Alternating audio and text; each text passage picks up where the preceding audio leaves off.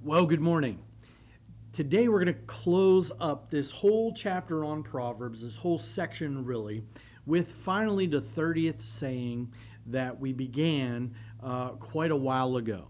And so he ends in chapter 24, Proverbs 24, verses 21 through 20, the 30th saying that he gives.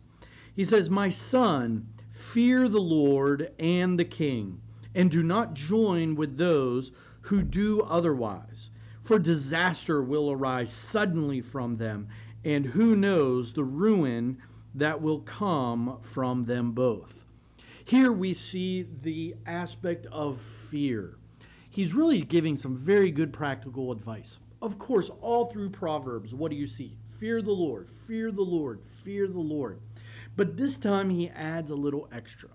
He wants us just to understand that we are to not only fear the Lord, but we're to understand right authority. We're to have respect for authority. And that is something that is totally lost today. Something that is gone down the tubes, away. People aren't respected in any way, shape, or form. The idea here is that those in authority are supposed to have wisdom. Now, I totally know that they don't always. And I know that they many times abuse that power and the wisdom that they're supposed to have. But here, the overall principle is this. If that you respect the law, and if you obey the Lord, then you really don't have a lot to fear. So a very simple illustration. If I'm driving down the road and I see the speed limit says 55 miles an hour, and I drive 55 miles an hour, when I see the blue lights, blue and red lights in my rear view mirror, and I see I'm going 55, and I know I haven't committed any other crimes, I'm not too worried because I've been obeying the law. I've done what I wasn't speeding. And so there are times, right, when you are going above the speed limit, you see the lights and you're like, oh man, that's the time you have to fear. You have to fear getting the ticket and the insurance adjustments now because of the points on your record and all this stuff. The idea, though, is simple, that those who are in authority, we are to honor and to obey. Of course, this means as long as they don't tell us to do something that is contrary to what God's Word very clearly tells us that we're called to do. You know, Peter, who was a hothead, so to speak, he was always shooting off his mouth, and he even sought to overthrow the Romans there when they came and arrested Jesus. He utilizes this verse and leaps off of it in a couple passages. First of all, in 1 Peter 1:17, he says, "And if you call him as Father," if you're referring to God as your Father, "who judges impartially according to one's deeds, conduct yourself with fear throughout the time of your exile." What does he tell them? He says, listen, if God is your Father, while you are in exile, and remember they're in exile here, they're in the elect exiles in the dispersion of Pontus, Galatia, Cappadocia, Asia, Bithynia, so on and so forth, that he says you are to conduct yourself in fear. You're to fear the Lord, making sure that you are following what he has called you to do.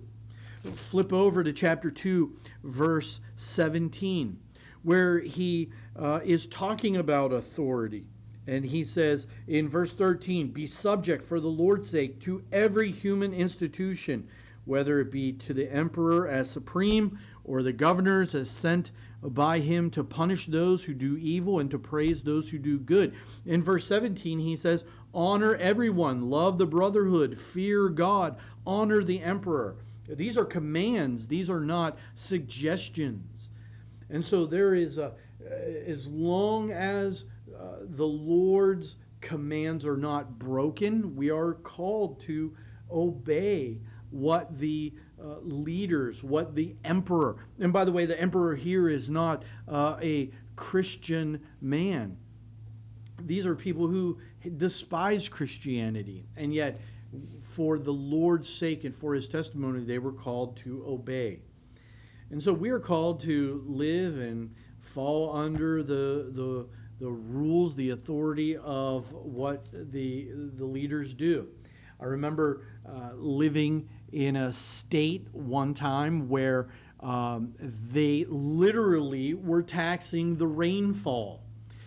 As the rain would come down, it would land on pavement and then it would be drained. And so they were finding out how much area you had, and they were taxing that using satellite technology to figure out what your tax bill would be.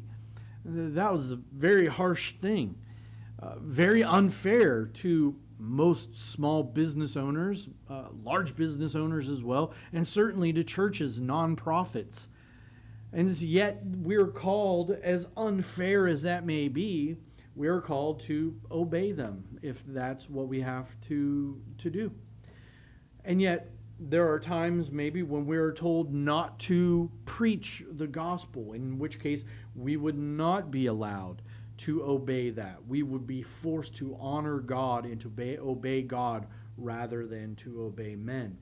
And so we have to understand that we are to work within the institutions, and ultimately we are to fear the Lord.